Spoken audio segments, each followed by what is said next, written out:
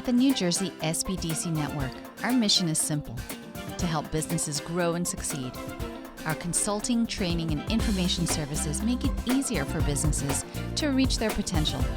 Whether you're currently in operation or just starting out, we have the right tools, resources, and expertise to help you succeed. Visit us online to get started on your path to success today.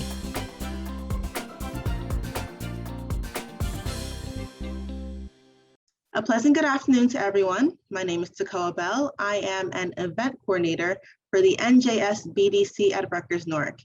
And on behalf of Dr. Tendai Nduro, the Regional Director, I would like to welcome you all to our Cybersecurity and Data Protection 101 webinar. For those of you here that are unfamiliar with the SBDC, it stands for Small Business Development Centers. And here at the New Jersey Small Business Development Centers at Rutgers-Newark, we serve as the premier provider of business training and technical assistance services to establish small businesses, startups, and as well as to entrepreneurs. We are one of 12 centers in the NJSBDC network, and we service those in Essex County.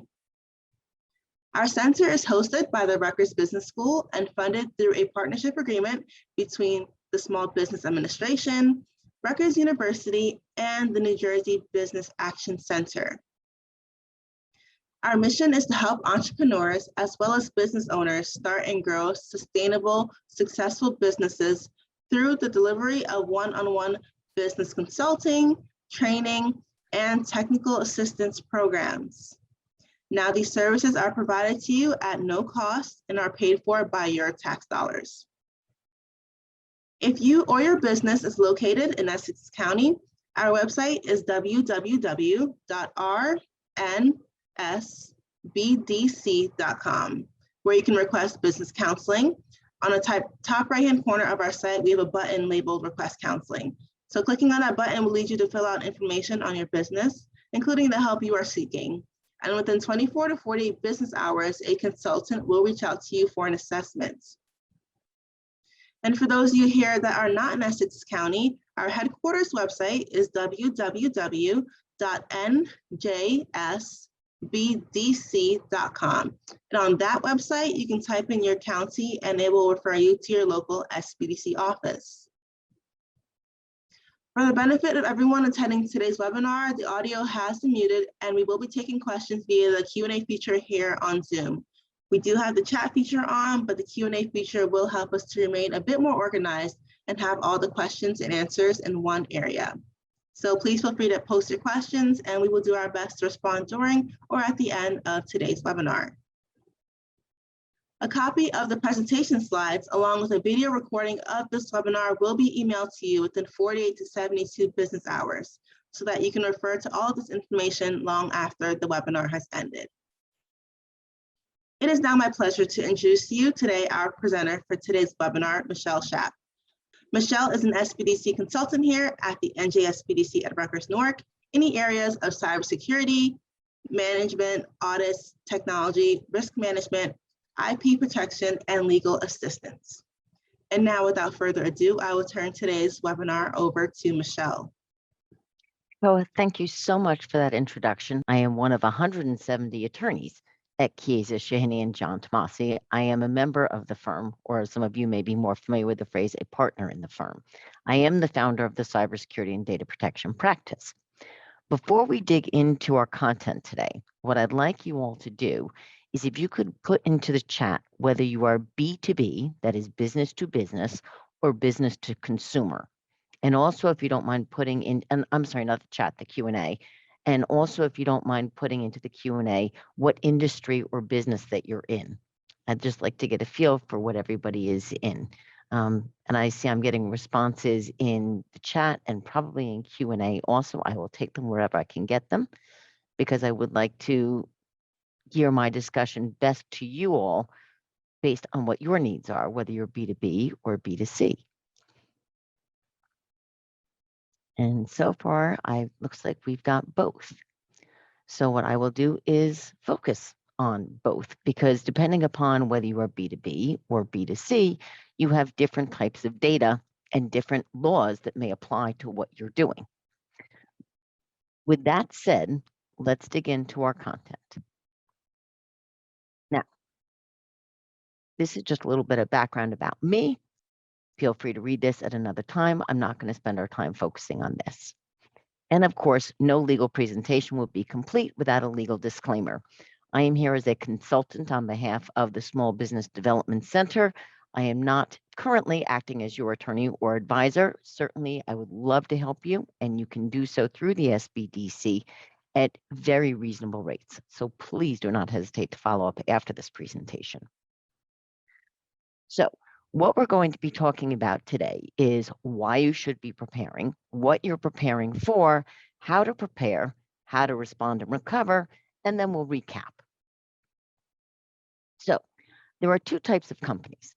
There are the companies who have been compromised and those who don't know it yet, or those who have been breached and those who are going to be breached yet again. Neither one of these quotes gives us a lot of confidence or comfort. But the last thing any of us want to do is be a headline, whether it's the Star Ledger, the Wall Street Journal, or something on the internet. A day does not go by that we're not reading about the next big breach. It's part of our reality. And I find that these presentations bring it home if I share with you some more stories. So I was sharing, in fact, this morning with somebody who's in the forensic field. One of my clients had an employee who was on disability. The employee was milking disability, and the employer decided, you know what, this isn't working. We need to let this employee go. Now, the employer had consulted with an employment attorney as to what they should be doing because they were terminating this employee by Zoom. And they walked through the procedures. You should have a witness and so on and so forth. So they scheduled the meeting with the employee via Zoom. The employee, in theory, didn't know that they were being terminated. The employee, in fact, saw the writing on the wall and knew that indeed the employee's days were numbered. During the exit interview, the witness to the interview, so you had the CEO terminating the employee, the vice president was sitting next to the CEO, but still doing some work. The vice president suddenly sees that files are disappearing from the company's systems. By the time the exit termination interview was over, 27,000 files had been deleted from the company's Dropbox. Even though they had dotted their I's and crossed their T's on the employment practices for terminating an employee, they didn't take into consideration cybersecurity and data protection considerations. They had not terminated the employee's access credentials to the company's systems, to the company's Dropbox, and in fact, the employee who was being terminated still had her company computer. Now, this happened on a Tuesday. I happened to be speaking with the client on a Friday with something completely unrelated, and I said to the CEO, "You seem like you're upset about something. What's going on?" She told me what was going on, and I said, "Wait a minute. Let me get this clear. You terminated this person on Tuesday. The person still has the company computer, and you're missing 27,000 files that you know she had something to do with, that they're gone from your company Dropbox. Do I have this right?" She said, yes. I said, okay, stop. This employee has broken federal and state laws. She cannot use her access credentials after she has been terminated. And she certainly exceeded her authorization as an employee by not only taking files out of the company systems, but destroying them from the company's records. Now, what this employee did was, in fact, load those 27,000 files up into the cloud, into her own personal Dropbox account, and onto a hard drive that she had at home. Now, I will tell you that there was a happy ending to this story, and that is that after I got involved and we got a very strong letter to the former employee, we were able to get back all of the files and have the employee sign an agreement that, in fact, she was never going to use these files again. Oh, and by the way, she paid for the forensics, and we got the company's computer back. But think about the world of hurt that could have happened if this hadn't been detected when it occurred and we weren't able to follow up in short order. I will share with you another war story where it wasn't detected for several months. One of my clients had an employee leave voluntarily, sales employee, The company did not have systems in place to monitor what was going on. Before this employee left, the employee took a thumb drive, downloaded the entire CRM system of the company. That's their contacts for all of their potential prospects, clients, what have you, put it onto a thumb drive, took it with him, then gave it to his girlfriend, who happened to be with an IT company, said, could you please reconfigure this file for me so I can give it to my new employer? She then loads up the entire CRM system onto her employer's systems, gives it back to the boyfriend on a thumb drive. He brings it to his new employer. So the new employer now has all of the contacts of the old employer. The old employer had no idea this had happened. The only thing that happened when the employee left was that the old employer reminded the employee, you're bound by a non-disclosure agreement. Now, 6 months later, and by the way, this happened a few years ago before COVID when we were still able to travel to Canada, the employee was going up to Toronto for a conference. So he said to his admin, do me a favor, reach out to everybody in my contacts who's in the Toronto area and let's set up lunches. Well, unbeknownst to the employee who had downloaded the entire CRM system, that one of the people in Toronto whose data he had stolen was in fact the CFO of the former employer's personal immigration lawyer, because the CFO happened to be from Canada. So his admin reaches out and says, Joe Schmo is going to be up in Toronto and would love to have lunch with you. Well, the immigration lawyer looks at this and thinks, why am I getting an email from this guy who I don't even know to have lunch with him in Toronto? So the immigration lawyer, reaches out to the CFO of the former employer and says, who is Joe Schmo and why is he bothering me? 6 months later, that's how the former employer found out that the entire CRM system had been stolen by the employee as he was walking out the door. These things need to be monitored. You can't allow your systems to go unchecked. If you do this, your keys to the kingdom will be stolen. They could be stolen by outsiders, they could be stolen by insiders. But unless you know what to look for, unless you're prepared, and unless you've taken reasonable measures, you could be my next war story. And I don't want that to happen to you. In these scenarios, timing is everything. What I shared with you was a 6-month compromise, a 3-day compromise. And on the slide, you'll see in one extreme case, it was 9 years before Dominion National realized that they had been compromised. Candidly, I don't know how that was possible, but in fact, that's what was the case. There were bad actors in their systems for 9 years. And to understand how these compromises happen, the two that I just shared with you happened in one event. One of our clients, again, a small business owner, CPA with 4 full-time employees, 4 part-time employees. In November, one of his part-time employees was working from home on a VPN, logging into the CPA's systems. On the same computer that the part-time employee used, his 9-year-old son gamed. And for those of you who know gaming sites, you know that gaming sites are ripe for bad actors. And because the home computer was not properly secured and the VPN was not properly secured, a hacker saw what was going on in this guy's system and said, this is interesting data. I think this is worth coming back to look at. Now, that was in November. Now fast forward to February, when the owner of the CPA practice is working at night, I think around 11 o'clock in his office, working on a return, and the return e-files. Now, mind you, he didn't hit file. It did it of its own volition, or so he thought.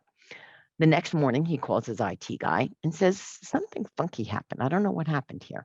The IT guy said, maybe it was late. You were tired. You clicked on a button. You didn't realize it. I wouldn't worry about it. So he didn't. 2 weeks later, the same thing happens. He's working on a file and it e-files by itself. Now he's getting concerned. Talks to the IT guy, and the IT guy calls the company that provides the electronic filing system. And the company says, must have been a glitch. I would not worry about it, but you might want a paper file for the client anyway, just to make sure. The third time it happened, the client realized that they had been breached. When we finished the forensic examination of his systems, we discovered that bad actors had been in the system from November until March. That's 5 months in a CPA firm's systems. And when you looked at the forensics, it showed that there were bad actors in the system from Florida, Texas, California, the Ukraine, North Korea, fill in the blank. There were people from literally all over the world stealing this data. Because what happens is that bad actors like to share with other bad actors. So it wasn't just one compromise, it was repeat compromise of the same information again and again and again. And in fact, if you go onto the dark web, think about when Yahoo was breached back in 2013 or 14, and we finally found out about it, I think a year and a half later. People who were still using the same password from the Yahoo compromise, and by the way, if any of you are still using the same password that you were using back in 2015, shame on you. If your password was compromised once, the odds are good it's available for sale on the dark web, which is why it's so important that we change passwords and we have our personnel change passwords. Because if you use the password for multiple accounts or you recycle passwords, all you need to do is have it compromised once. And that breach can spread across devices, across systems, across companies. And think about your business. What's at risk if you have a compromise? Well, certainly your reputation. If you have to tell your customers that you've had a data breach, how long are they going to continue to be your customers? Think about your internal morale. How will your personnel feel if they know that you've been compromised and you can't protect their personal information? Are they going to assume that you're going to be out of business next year, which, by the way, happens to more than half of small businesses that have a major breach? They can't weather the storm. And if your employees think that you're not going to weather the storm, are they doing their job or are they dusting off their resumes and looking for new jobs? Financial costs. Think about the cost to do the forensic examination. You may have to replace systems if they've been completely compromised by the bad actors. You may have legal fees in responding to a breach, reporting the breach, and if you're sued. If you didn't take appropriate measures, then you may have regulatory fines, and you may have liability to your customers by contract. So the costs involved with one data breach can be enormously impactful, not only the day the breach occurs, but for several years afterwards. And when we think about what the law looks like right now, currently you've got California with the California Consumer Privacy Act. Virginia just adopted its own legislation similar to the California Consumer Privacy Act. Massachusetts had a proactive piece of legislation going back to, I believe, 2004, and New York has the New York Shields Act. All of these pieces of legislation are what I refer to as proactive legislation, meaning that you, as a business owner that has personally identifiable information, whether it's of your employees or of your customers, and we'll talk about that in a minute when it comes to B2B versus B2C, that you need to take reasonable measures to protect that information. These various states that have these pieces of proactive legislation on the books, some of them actually allow for a private cause of action. Now, that's the exception to the rule, but think about that. If you had information about California residents in your systems and you had annual revenues in excess of $25 million, and when I say annual revenues, not annual revenues just generated from California, but from your entire business, and you didn't take reasonable measures, and then you had a data breach, under California's laws, individuals could come after you for failure to take those reasonable measures. And if all of your customers have that private cause of action, again, think about the costs involved. Now, New Jersey at present does not have a piece of proactive legislation on its books yet. However, I will tell you that all 50 states have a breach notification law on their books. So if in fact you were to have a breach, and a breach under all of these pieces of legislation are focused on personally identifiable information, which would include name and social security number, or banking information, or password, or account number or what have you. It's always name and something else. And it's something that wouldn't be found publicly. And again, what constitutes a public record is defined differently in 50 states' different statutes.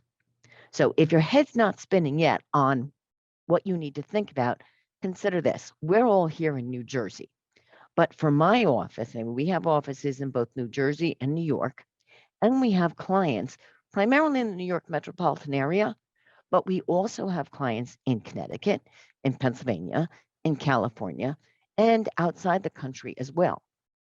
And because we have clients in all of those different locations, and by the way, we have employees also that live in Pennsylvania, if God forbid we had a breach, we would have to comply with the breach notification laws of each jurisdiction where we held personal information. We would also have to consider, as would you, what do our contracts say with our customers? If our contracts say with our customers that we have to notify them if there's been a breach of confidentiality, and that's what a data breach would be, even if it doesn't involve personal information, you then have a notice obligation to those customers. And by the way, if your vendors, third-party vendors who are processing information for you had a data breach, by law, they would have an obligation to notify you within a certain time frame. But by the way, you may want to look at your contracts with your vendors who process information for you to make sure what the timing is in the contract of when they have to give you notice. Because again, the sooner that you are aware of a breach, the sooner you can respond and detect and contain that breach. But whatever the case is, I will tell you right now, even without New Jersey having a piece of proactive legislation, there are other things to consider. I've mentioned before what contract mandates look like. So I will tell you, especially with small businesses, if you have large businesses that are customers, then the odds are good that you're signing their paper. They're not signing your paper. And the odds are good that those contracts say that even if they agree to limit your liability to say what they've paid you in the last 12 months or a multiple of that, the odds are good that there's a carve out for a breach of confidentiality. They may also have clauses in there that say that if there is a data breach, that's a carve out from the limitation of liability. And in fact, you may have signed on to an agreement that says that you're agreeing to indemnify your customers in the event of a breach. So all of these things you need to think about. You also want to think about what your website says, especially for those of you that are B2C. If you're doing any type of transactions online, you have to think about what your privacy policy states on the website. Now, one of my clients several years ago asked me to take a look at their privacy policy for them. So I typed in abccompany.com, called up their website, opened up the privacy policy, and I almost choked. At the top of the privacy policy, it said, "We guarantee your security."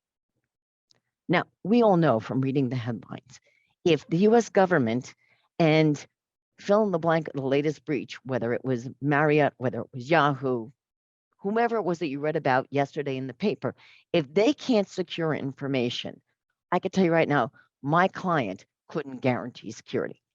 And I immediately picked up the phone and I called up my client and I said, "We have a problem." He said, "What's the problem?" I said, "Open up your privacy policy." He opens it up. I said, "What's wrong with this picture?" He said, "I don't know. What's wrong?" I said, "That capital letter statement, 'We guarantee your privacy,' that's a violation of the FTC Act. Because under Section 5 of the FTC Act, that's considered a deceptive trade practice. You've just promised your consumers that you're guaranteeing their privacy, and you can't." So if you do nothing else when you're done listening to this webinar, I would ask you, for those of you that do have a web presence, and particularly if you are B2C, look at what your privacy policy says. I will tell you right now, cutting and pasting the privacy policy from another company's website is not going to cut the mustard, because that policy speaks to what that business does. It's not going to speak to what you do. In terms of what you may have said to lenders or to insurance carriers, you have made representations before you get a loan or before you get an insurance policy as to what you do in your business. And particularly if you've gotten cyber insurance, the odds are good you had to fill out a lengthy questionnaire that asked, what are you doing to protect your information? And if you checked every box just saying yes, yes, yes, yes, yes, without knowing for sure what you had done, you've just given your insurance carrier a reason to deny your coverage claims. In terms of what the legal landscape looks like right now, if you are interested in seeing what laws are out there, I've given you 2 online resources where you can go back and take a look and see what's out there right now in terms of data destruction requirements. Because by the way, in addition to having personal information, you have an obligation to destroy that personal information when it is no longer needed. So think about this. One of our clients came to us after they had had a data breach, and we started to talk through with them what type of information they had. Now, this particular business happened to be B2B, not B2C. However, they'd been in business for 25 years, and they liked to keep everything because you never know when a customer is going to come back. Well, guys, with all due respect, if I was a customer of yours 10 years ago, but I haven't been a customer since then, the odds are good you don't need to keep my data. And other than employment law requirements that say how long you have to keep employee information, you probably don't need to keep information about employees that you let go or left the business 25 years ago. Now, if you do have an obligation to maintain data, for example, employee data for a certain period of time, keep it, keep it offline. Keep it in a secure file cabinet. Put it on a disk. Send it off to Iron Mountain, but don't leave it somewhere that somebody could breach it and get access to. In addition to having an obligation to destroy data when you no longer need it, your privacy policy should state why you're retaining information and how long you're going to retain it and how you're using it. Now, I also share here just a couple of laws I mentioned before: the New York Shield Act, the California Consumer Privacy Act, Virginia's Act, and by the way, Connecticut is now working on a Privacy Act. So if you have customers, business to business or business to consumer, you should think about the information you've got. And again, for the B2B businesses, often they say, well, I don't have personal information, except that if you're a good salesman, you probably do. So by way of example, let's suppose that I speak to Dr. Tendai and I want to have her as my client.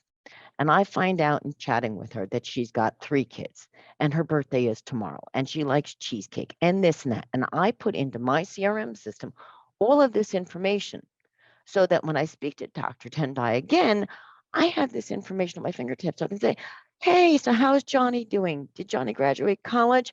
And by the way, it's your birthday. Happy birthday. If that information is compromised, even about a business contact, not a consumer, I've now just had a personal data breach that I have to report. So think about what you're keeping, why you're keeping it, and where you're keeping it, what you're using it for.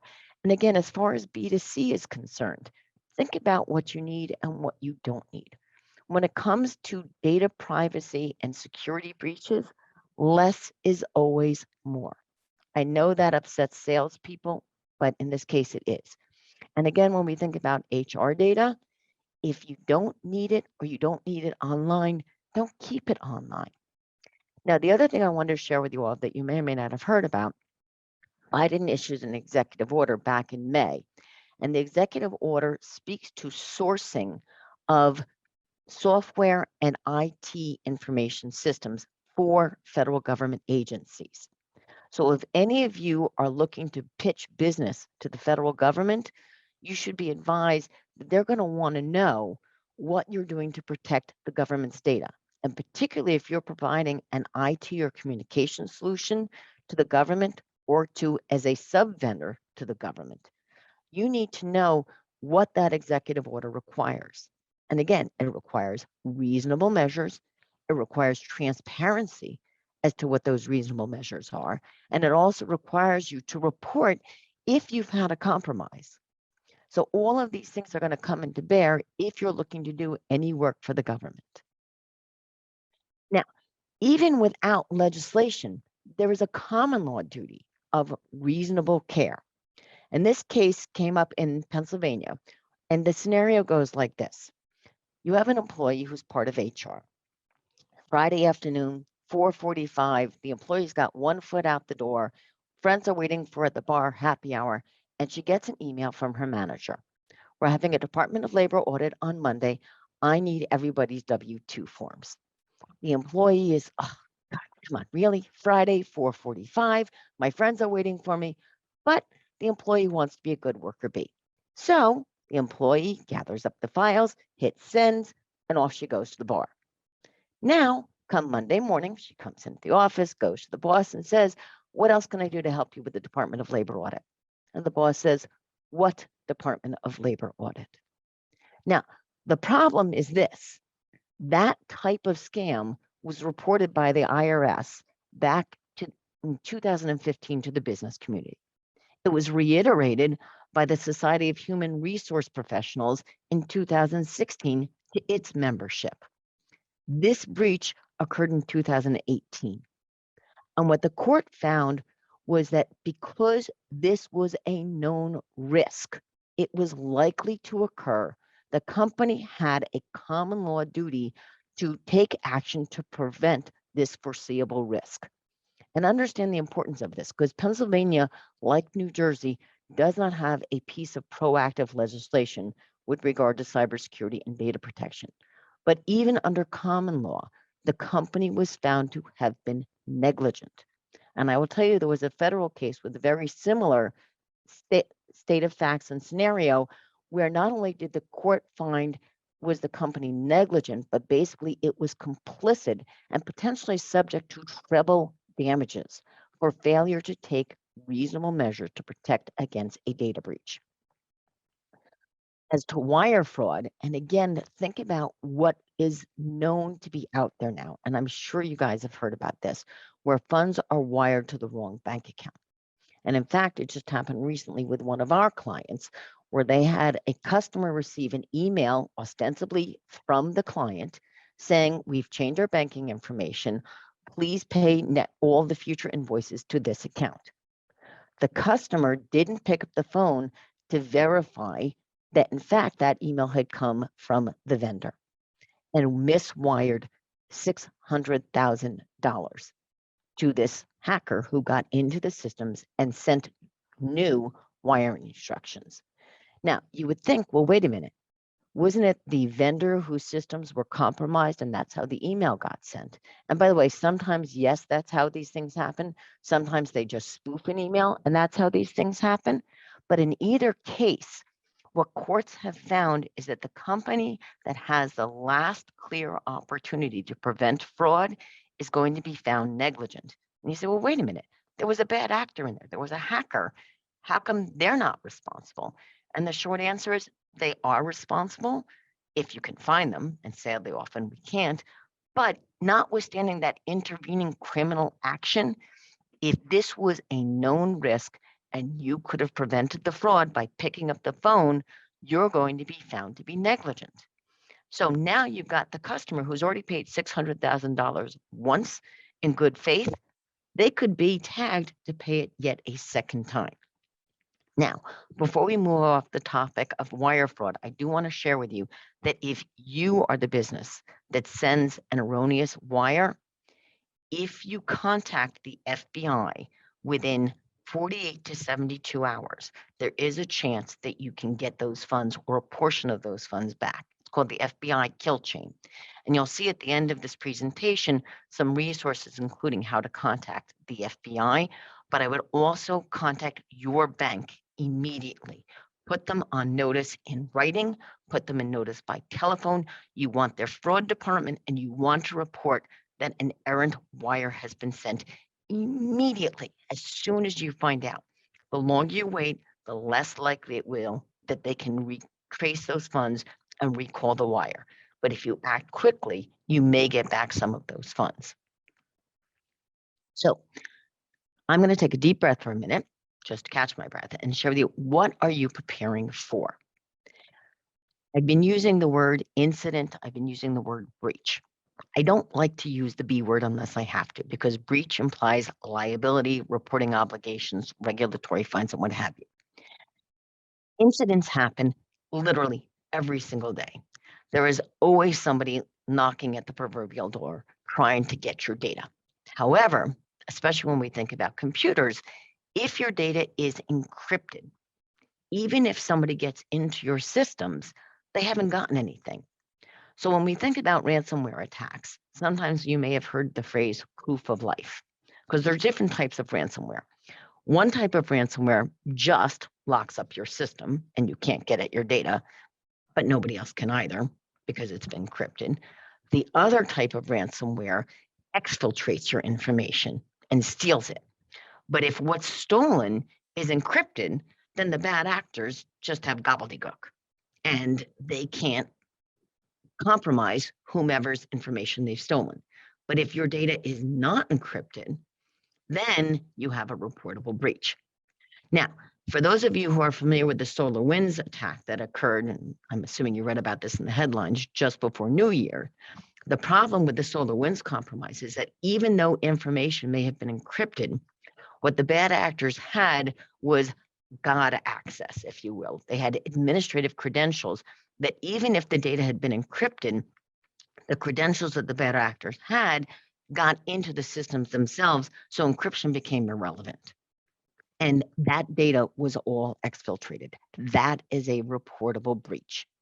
But again, if in fact you have information that was encrypted and the bad actor didn't have the decryption key, then you don't have a reportable breach. As far as who is doing what to data, you need to think about processing. And processing is a very broad term when it comes to cybersecurity and data protection. Processing information means the collection of information, the retention of information, the use of that information to push out, for example, mailings, the use of that information to process a payment transaction, and the retention of that data, that storage of data, whether it's done by you or whether it's done by a third party on your behalf. And if you look at any of these statutes that I've alluded to, some of them will use the term controller and processor. So you as the business owner are a data controller when you decide to collect information. A processor may be a third party who's processing that data for you, for example, to process credit card transactions. They then may use sub-processors, and it goes down this food chain. You need to make sure that who's ever processing the data, you and your vendors are taking reasonable measures to secure that information. As far as where to start, and let's assume that you've drunk the Kool-Aid with me a little bit, and you say, okay, it's great, Michelle, that you're telling me that I should do all these things, but where do I start? I have no clue what to do next. Well, let me tell you that the SBDC on the national level is actually in the process of building a framework for small businesses. It's going to be available later this summer, and if you get back in touch with the Newark SBDC, they will have those resources for you by the end of the summer. If you want to get started before then, I would encourage you to take a look at some of these frameworks that I've shared here. So I will tell you that NIST, if you go online and Google NIST, what you will find initially is an 800 some odd page document, which is enough to make you nauseous. However, if you Google NIST and small business, then what you will come up with is a much more digestible framework that a small business can follow to develop a program of cybersecurity and data protection. In addition to that, you could look at the payment card industry services, data protection standards. That's a good roadmap. If you are subject to HIPAA, and I don't know if any of you guys are involved in healthcare, or if you're a business associate, that has a very clear roadmap as to what constitutes reasonable measures. Another good resource is CIS. And CIS has a list of 20 controls. Again, these are things that you can easily find on the internet that will give you a roadmap of what you should be doing in terms of what should look like a reasonable measure. And one more resource for you is the Cyber Crime Support Network. And it is just what it sounds like. And that is if, God forbid, you did have a breach and you weren't sure what to do. This is a not-for-profit that has resources for small businesses, but they also have resources to be proactive before the proverbial hits the fan. In terms of the steps, and again, if you look at the NIST framework, they talk about identifying and assessing, protect and mitigate, monitor, detect, respond, and recover. In terms of what we're talking about in these different steps, you need to understand what your assets are and where they're located. And when we talk about assets, again, we're talking about information, whether it's your secret sauce, whether it's your customer database. Let's suppose that you worked with companies, let's say a pharmaceutical business, and pharmaceutical firms obviously have formulas that they're working on. Let's suppose that you have access to those formulas. That would be something that is an asset that you want to protect. You want to protect your personnel information. You want to protect your financial statements. Anything that makes your business special or that makes your customers special, that they would expect and look for you to protect, those are the types of assets that we're talking about. And in terms of where they're located, it's not just what you have on your computer and on your company systems, but especially after this past year where you've got personnel working remotely. If they are working not on company issued devices, but on personal devices, now you may have customer data and company data on an employee's personal device. You may have information on leased equipment. So think about your copiers, your fax machines, your computers. If any of those devices are leased, that's going to be returned to the leasing company. And by the way, the leasing company doesn't necessarily have an obligation to wipe that data for you. Now, again, I like to share war stories. There was a company up in Canada, I think it was about 2 years ago, that had gone under. And the CEO was trying to raise funds. So he put the servers up for sale on Craigslist. Well, it's great that you want to raise funds for a bankrupt company, but he didn't bother to wipe the servers from data before he put them up for sale. So now whoever bought the servers off of Craigslist had a treasure trove of information. And more recently here in New Jersey, ShopRite had disposed of some of their credit card readers out in a dumpster behind the building. Somebody happened to do dumpster diving behind ShopRite and found those devices. And the devices hadn't been wiped of the credit card information that they had processed. So when you think about where your assets are, it's not just what's stored on the computer, it's what's on an iPhone, an iPad, Android devices, fill in the blank. It could be any of a number of places. It could be, again, on a thumb drive if you're not making sure that thumb drives can't be put into company systems. And again, if you're using third-party processors, third-party vendors to help you manage your data, it's on their devices as well. Think about this. If you have a cleaning crew come into your offices, what's to prevent the cleaning crew from coming in with a cell phone and taking a picture of what's on your desk at night? You need to understand where your information is, and you need to understand what is important, what needs to be protected. Paper files too. I will tell you, several years ago, an employee was leaving our offices and I happened to be working late. I came out of my office and I saw this person going through file cabinets. I knew she was being let go. She knew she was being let go. And all I'm thinking is, okay, this person doesn't belong in the building. And why are they going through paper files?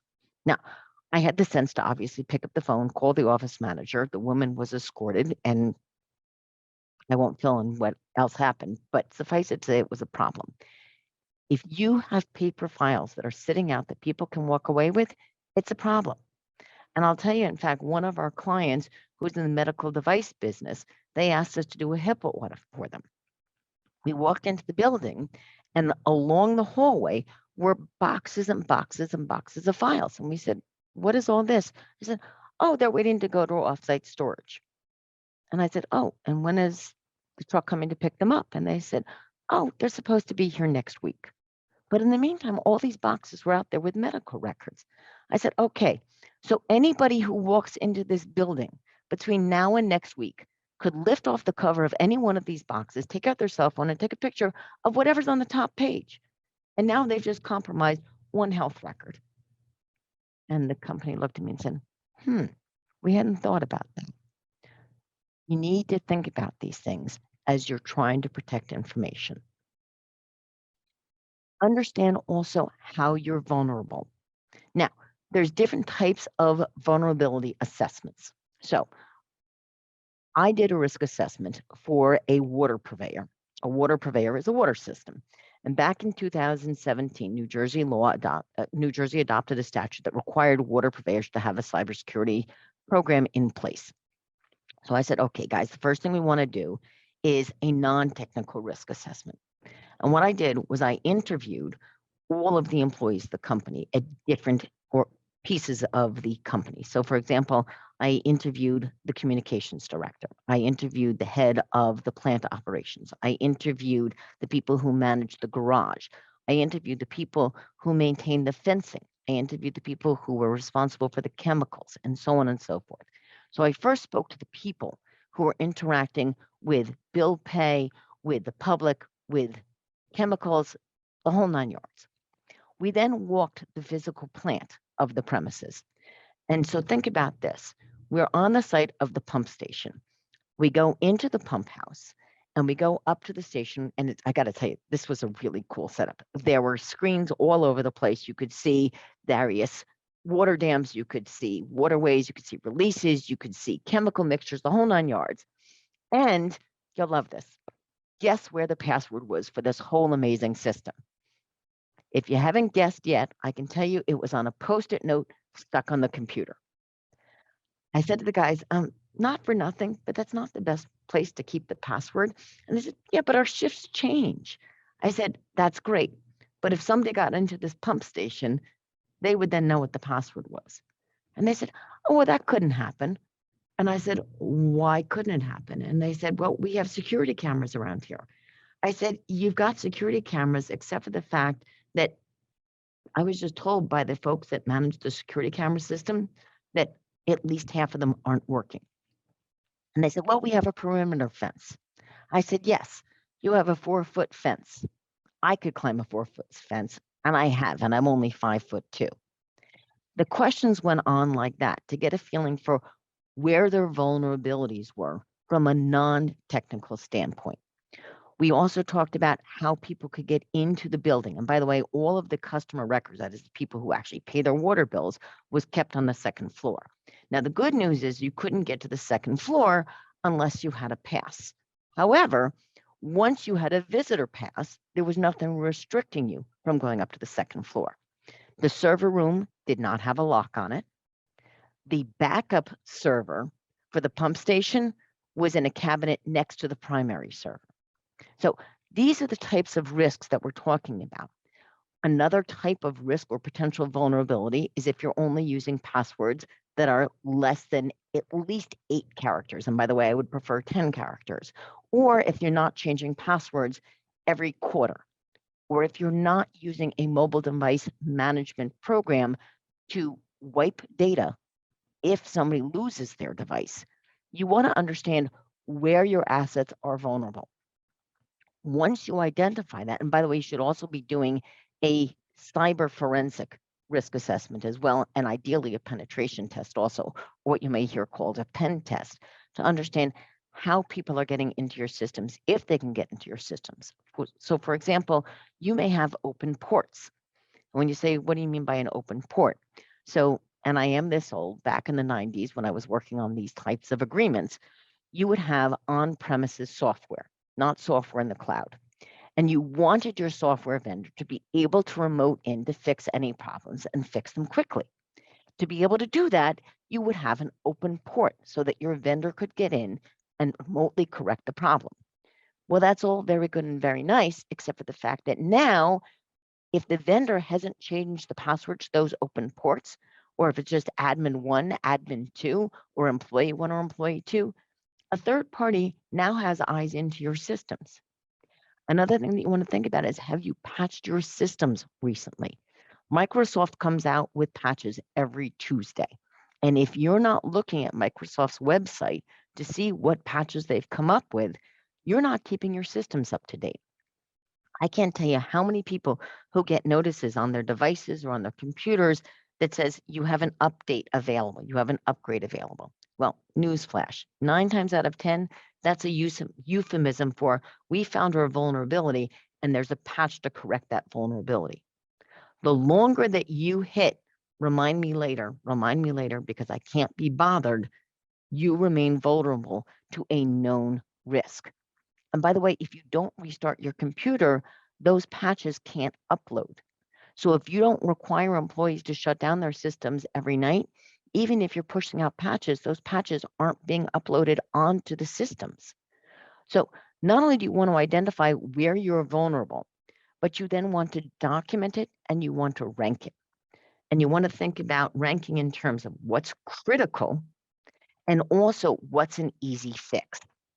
So I talked about passwords and the length of passwords and the time that passwords are changed. That's an easy fix. So even though that may not be your highest risk, it's still one that you should correct quickly. When we think about encryption, and I mentioned this before, there's different types of encryption. So there's 128-bit encryption, which is pretty good, but it's not great. There's 256, which is better. I will tell you that most solutions that you're using probably offer for free the 128-bit encryption solution or for nominal cost.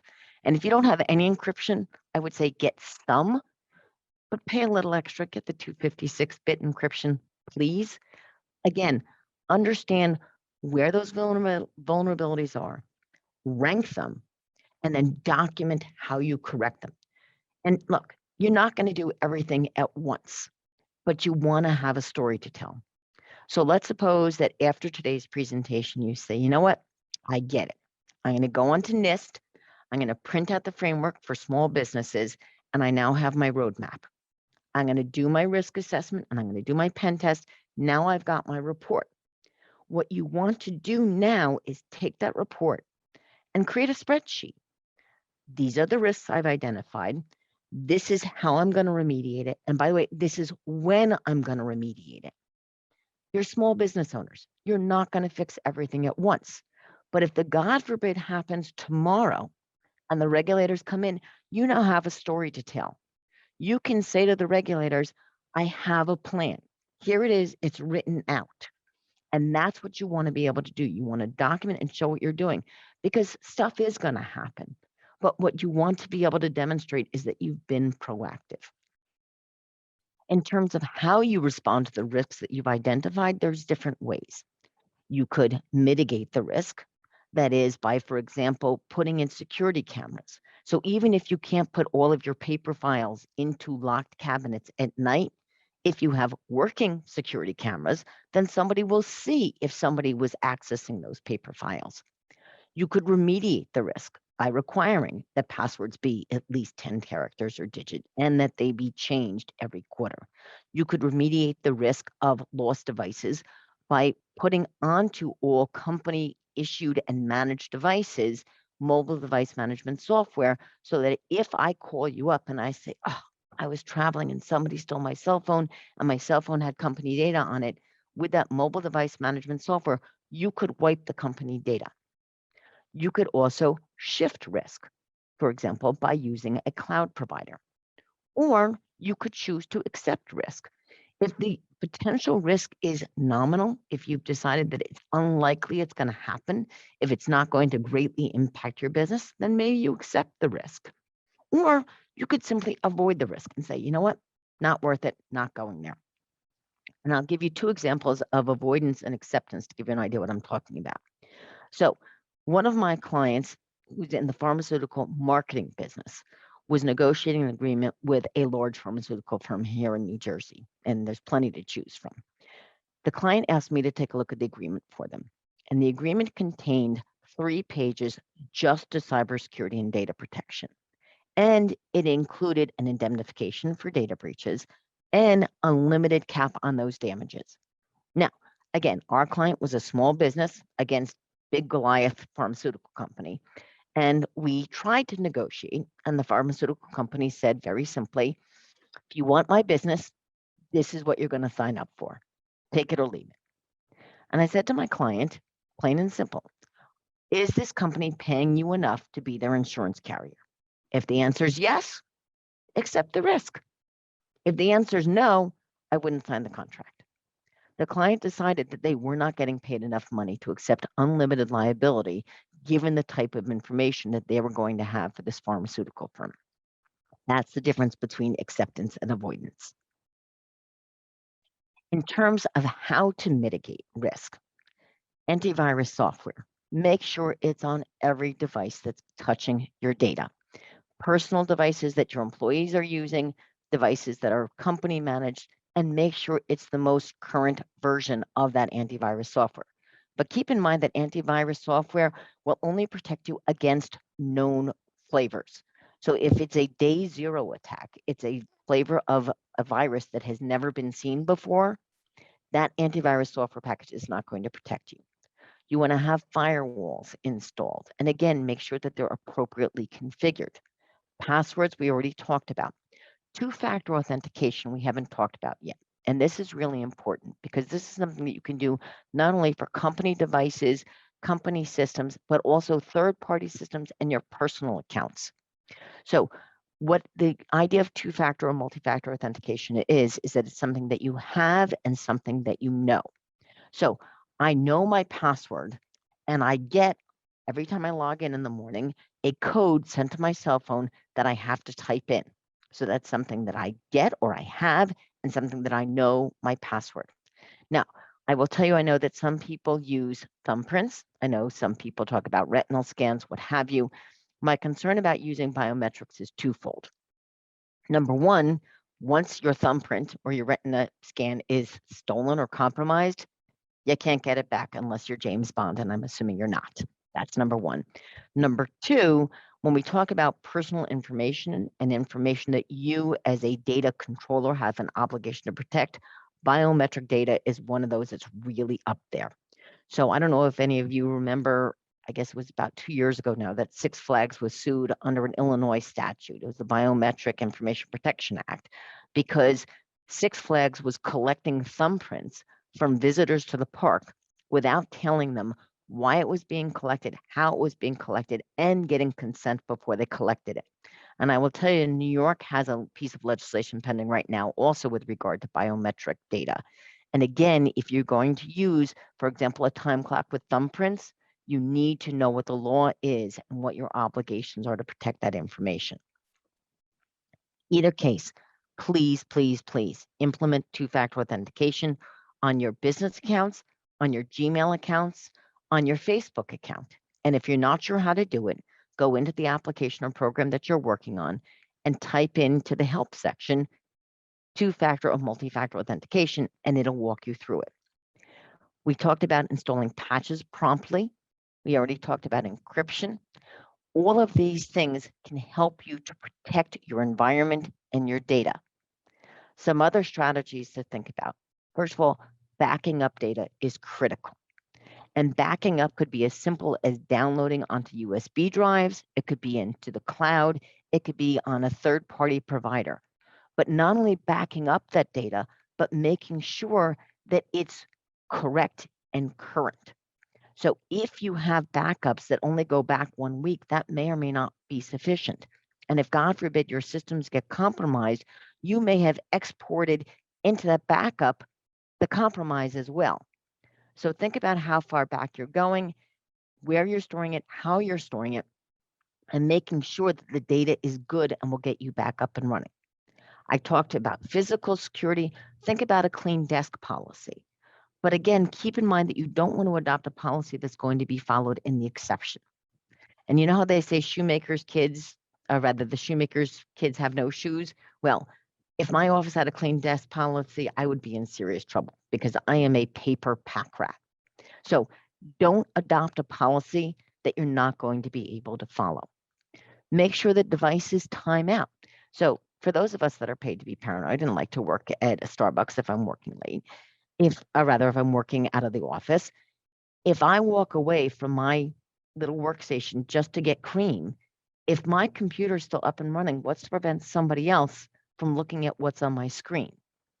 Also, make sure that if your folks are working off-site, they're not using public Wi-Fi. Spring a little bit and get them a hotspot so that they're not using public Wi-Fi that could easily be compromised. Training is the number one most cost-effective way to prevent a data breach, because I will tell you that more than half of the data breaches occur because of people clicking on fish and falling for the scenario that I described to you earlier about the Department of Labor audit. You want to educate your personnel so that they know what to look for.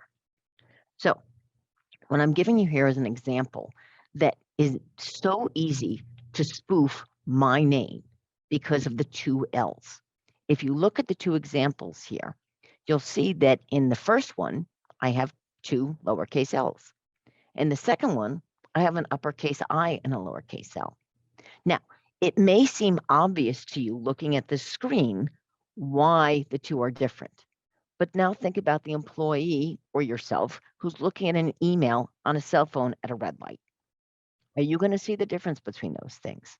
And if the answer is no, maybe you shouldn't be looking at your email on a cell phone at a red light. Train your personnel what they should be looking for and what they shouldn't be clicking on. I wanted to share with you, I'm sorry, folks, another example here of what you should be looking for. This came to my husband, and if you read it, this looks legit. Fortunately, my husband lives with me and he knows to be paranoid, and he realized, wait a minute, I didn't order this stuff. This is ridiculous. Except for the fact that if you got this, what are the odds that you would respond to this? Or more importantly, what are the odds that your employees would respond to this? You want to give them examples of what a phishing attack looks like. You want them to give examples of what a vishing call would be like. When you say what's vishing, vishing is voice compromises. So think about this. In a presentation that was done several years ago by the police to a local school, they were talking about how easily people are duped. And what he shared was a Facebook page of a new student. Happened to be a very pretty blonde student that was coming to the community.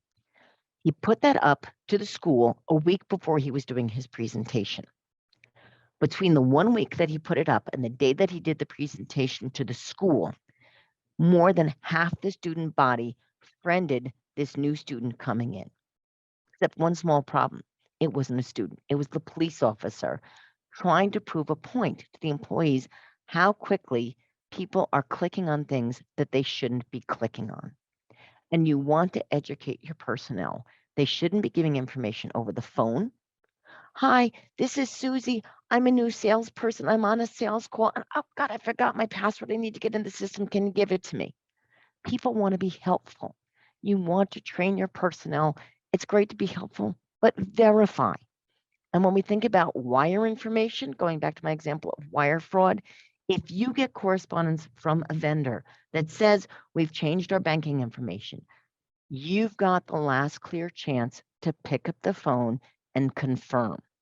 Make sure before you send a wire to new information that you know it's the right account. Risk shifting strategies. Think about cloud providers. Now, I will tell you when I do this presentation, a lot of small business owners say, I don't trust the cloud, except for the fact that I will tell you that most cloud providers are going to have more robust systems than you probably have to protect your information. Now, I used to be in-house counsel at Toys R Us back in the day when Toys was actually in business and not, unfortunately, in bankruptcy or now coming out of bankruptcy. I can say this with a straight face, and that is that you don't want to go to Clouds R Us. You want to go to either an Amazon, AWS, Microsoft has MSN. Go to a reputable cloud provider and vet the provider. Ask questions. Ask for a certification. My guess is most of you are not doing your own credit card processing. If you're using a third party to process credit cards for you, ask, are they PCI compliant? And ask them to prove it. Ask for that certification. Ask for SOC 2 reports. And in case you've heard about SOC reports before and you're not quite sure what they are, so a SOC 2 is a report that looks at the technology controls that a company has in place and also their policies and procedures along the lines of what we've been talking about. It would talk about their encryption. It would talk about their password policy. It would talk about how they're training their personnel. Now, the other thing is that you want a SOC 2 type 2 as opposed to a type 1. The type 1 is just a snapshot in time. It will look at the company's controls in place this minute, as opposed to a type 2, which actually will look at the company over a period of time, typically 1 year. And that's a better indication for you of what the company is doing. If the company is ISO certified, again, ask them to prove it. Ask them for those certifications. Now, a lot of you may use Square to process credit cards or some solution similar to that.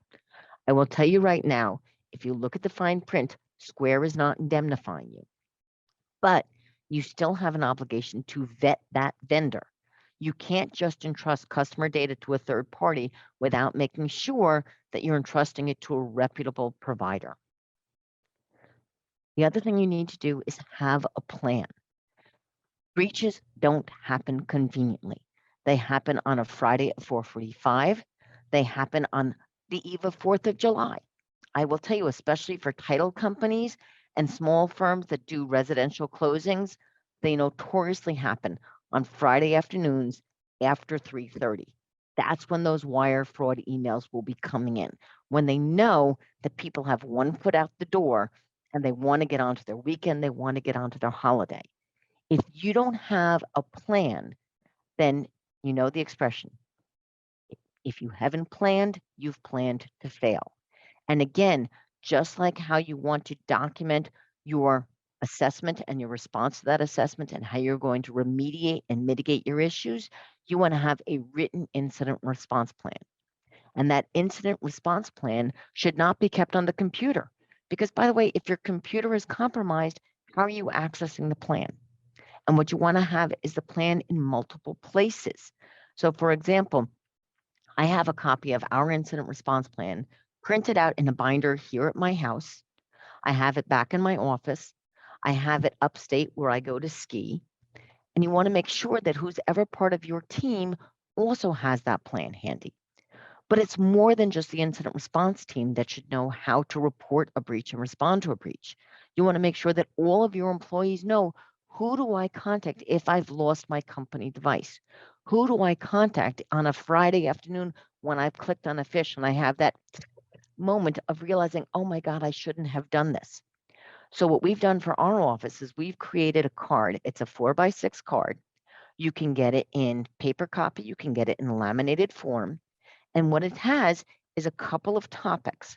It lists lost device, clicked on fish, call from newspaper, a handful of prompts, and then it lists who to call and how to contact them. And the contact lists include work email, an alternate email, because remember, if your work email system's been compromised, having work email is useless, work phone number, and an alternate phone number. Every single employee has a copy of that card. They're encouraged to take multiple copies. So I keep a copy. It's actually on my refrigerator along with my emergency contact numbers. I have it in my glove compartment. I keep a copy in my briefcase because I wanted to know I can have it at my fingertips if I lose something or if something happens. And you guys should do the same thing. Again, as I said, this is a team sport. So when you think about your incident response plan and who your points of contact are, it's not just your team internally, it's your cyber insurance carrier if you have cyber insurance. It's your communications firm, your PR firm. Because by the way, when you get called by the Star Ledger, you don't want to be saying humana, humana, humma. You want somebody to help you prepare the response to the report when it comes in. You want to include on that your banking relationship. You want to include on that any key vendor that you think you might need. Think about what happened with Superstorm Sandy. Who did you need to reach when your business was shut down by Superstorm Sandy that you couldn't reach? And think about now in terms of a data breach. Who would you need to contact that you wouldn't be able to contact if your computers were locked up? That's how you want that incident response plan and your team to be spelled out. And you want to know, okay, what are we doing? So again, if it's wire fraud, you're reporting to your bank and you're contacting the FBI. If it's a phish, you want to contain that phish. So if you've got an IT guy or an outside forensic firm, that's who you're calling. But it's similar to, think about CPR training. The day that somebody has a cardiac event in your office isn't the day to get trained.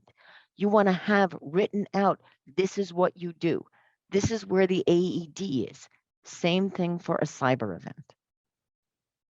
As far as resources, and I promise this for you, you've got the contact for FBI, you've got the contact for NIST, ISO, the Cybercrime Support Network. One of the resources that you should consider is the SANS Institute. And what the SANS Institute has is templates for policies and procedures that you could look to adopt and put into place for your company. But remember, these are forms.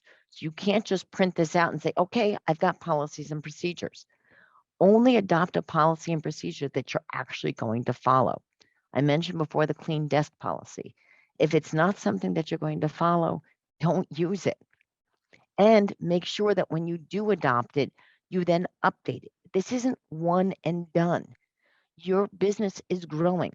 So your programs and your plans and your incident response should be reviewed on a regular basis so that when the proverbial hits the fan, you know what to do. It's muscle memory. We know how to react if, God forbid, there's a storm. We know how to react if there's a fire. And we know how to react if there's an event that impacts our data and our cyber systems and our computer systems. I've been doing a lot of talking, folks, and I'd like to open this up to you guys. So do you folks have questions, thoughts, comments? Believe me, I could keep talking on this topic. This is my favorite topic. But I'd like to hear from you. Do you guys have questions, comments, specific concerns you would like me to address that we haven't already talked about? No questions, no comments, no thoughts here? I can certainly dive in deeper into some of these topics unless anybody has some questions they'd specifically like me to address. I'll give it another minute for people to put into the chat if they have any thoughts. Okay, then if there are no questions, I'm going to go back in and do a little bit of a deeper dive on a couple of these topics that we glossed over quickly. See, I'm just taking a look here to see if we have any questions that are coming in. Right now, I'm getting compliments, and I thank you very much. But what I would like to do, actually, what I'm seeing is there's a comment here about credit cards fraud. Now, again, if it's your business credit cards, obviously you're going to contact the bank immediately. But think about this. Again, if it's, God forbid, a credit, you want to not only contact your bank or Visa or Amex or what have you, get a copy of your credit report. You can get a free copy of your credit report at least once a year. And assuming that you're not getting financing anytime soon, you can freeze your credit. The problem with freezing your credit is that if you forget the credentials to unfreeze it, it is really hard to prove who you are. What you can do instead is put a credit watch on, but then make sure that you're checking the reports on a regular basis so that you know what's out there. You take advantage of that. In terms of what you can do with business banking relationships, by all means, contact your bank to make sure that you have in place the best protection the bank offers. And I would ask them, this is how we handle wires right now. Is there something else that we can do that would make our banking relationships more secure? Ask. Now, I'm taking a look here. One security option you did not speak to is securing business email. Over 90% of breaches. Yes, absolutely. In terms of securing business email, again, this goes back to credentials and making sure that you're sending emails in a secure manner and making sure that people are looking at how their information is coming in and going out. So I used to work in Tokyo. And because I worked in Tokyo, it would not be unusual for me to get an email from a business in Japan. However, I will tell you that often what happens is that people look at my profile online, and because of that, they will send me phishing emails. I need to know not to click on that. And again, as to how your systems are secure and how your business emails are secure, you need to go back and look at the technology that's securing your environment. You want to make sure you have robust firewalls, antivirus software, and you want to have monitoring software. You want to have software in place that's not only capturing what's going on in your systems, but is logging it, and that those logs are being reviewed. I will tell you, in the Target breach, what was so disturbing back in 2013 with that Target breach was that they had monitoring systems in place and they were going off like crazy, but nobody was reading the logs to know that there was a compromise. And by the way, while we're talking about the Target breach, I don't know if you guys realize how it happened. It didn't happen because Target was breached per se. It happened because their HVAC vendor was compromised. And the HVAC vendor had eyes into the Target stores so that they would not be running up electricity bills when nobody were in the store. But because the HVAC vendor had an open port into Target systems, once the bad actor was in the HVAC vendor systems, it got into Target. And that's something else for you to think about. Whenever I negotiate contracts for my larger clients, oftentimes the small vendors will want to use the client's names in their marketing. The problem is, when we think about SolarWinds, when the SolarWinds compromise happened, the bad actors knew that SolarWinds had a treasure trove, because if you went to the SolarWinds website, it listed who their customers were. And the customers were Fortune 100 companies and various government agencies. So when the bad actors got in, they knew they were getting valuable data. And it's the same thing with the HVAC vendor to Target. They had on their website representative customers. So the bad actors knew this was a good place to go shopping for data. No pun intended, given that it was Target. But again, not all attacks are targeted, again, no pun intended, as those two acts were. You could simply be the low-hanging fruit. And sadly, small businesses often are. So think about this. You live in this house and your neighbor lives adjacent to you. Your neighbor has a chihuahua and you don't have a dog. I'm a robber, and I come to the two houses and I stand in front and I think, both houses look dark. Which house do I want to rob? And I start approaching your neighbor's house and I hear the chihuahua barking. Now, I don't know that it's not a larger dog. I just know that there's a dog in there barking. I walk up to your door and there's no noise. I'm going to go to the house without the barking dog. If you have multi-factor authentication, if you have encryption, if you have robust passwords, and if you have well-trained personnel, none of those things that I just mentioned are very expensive. And the next small business has none of those. If it's an opportunistic compromise, they're not going to knock at your door. They're going to go knock at the other door. And defense is in layers, and it doesn't all have to be done at once. Have a plan, put in one layer today, another layer tomorrow, another layer the next quarter. Keep building on that program annually. And when you're done, do it all over again. So with that, I'm going to take a deep breath. And I see that Dr. Tendai has just joined us. Hello there. How are you? Oh, her audio is not up yet. She's still working on it. But I'm going to take a deep breath because I've been doing an awful lot of talking. And I'll again check with the chat if anybody else has any other questions, comments, concerns that they would like me to address before we wrap up.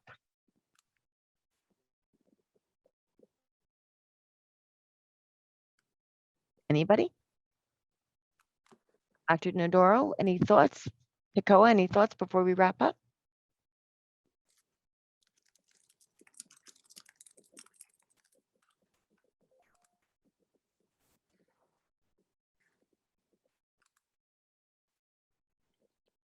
Ladies, I think we can wrap up. Tekoa, you're on mute. I don't know if you realize that. Oh yeah, sorry about that. So if you have no more questions, we can go ahead and begin ending the webinar. We do have a few more minutes, so if anyone has a last minute question, feel free to ask it. But if not, I want to thank you, Michelle, for your presentation today, and thank you for taking the time out with us today. And if you are located in Essex County and you're interested in a one-on-one consultation with Michelle, feel free to send us an email it's actually on the screen right now. You can give us a call or you can request counseling on our website, www.rnsbdc.com. Again, our one-on-one consultations are at no cost to you, so I do strongly advise taking advantage of that. At this time, I would like to direct everyone to the chat. There, I will be putting some of our upcoming webinars, as well as the link to our website and the direct link to request one-on-one business consultations. And this year, we are hosting many other webinars and workshops on topics such as financing, access to capital, marketing and branding, e-commerce, credit counseling, state certifications, government contracting, human resources, and so much more. So you can sign up for these webinars and workshops via our website or our Eventbrite page, and you will find a webinar and workshop that best fits your business needs. I also want to remind everyone that you will be receiving the video replay as well as the slides to this webinar within 48 to 72 business hours, so that you can have all of this information to refer back to in the future. After this webinar has ended, in the browser, you will see a survey pop up. Now that survey will help us to adjust our presentations, as well as give us some type of information on the kind of assistance you may be needing for your business. So if you have some time to complete that, it'll only take a minute or two. Your feedback is very much appreciated. And on that note, we will now end this webinar. I want to say thank you again to our presenter, Michelle, for sharing her expertise with us. And thank you to all of our attendees for taking the time out to participate and ask your question in today's webinars. And we look forward to seeing you all at our future workshops and webinars. Have a great day, everyone. Stay well and stay secure, everyone. You too. Thank you, Michelle.